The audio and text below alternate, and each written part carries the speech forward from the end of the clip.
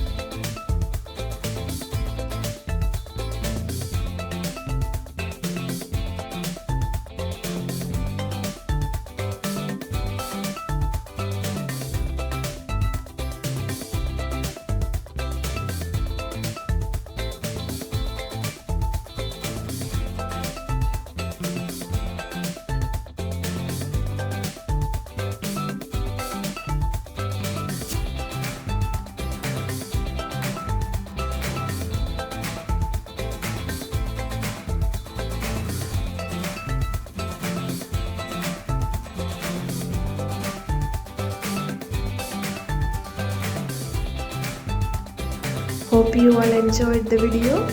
If you liked it, share to your friends, relatives, and subscribe to my channel. So with a new reuse idea, I will meet you soon. So take care. Bye bye. See you soon.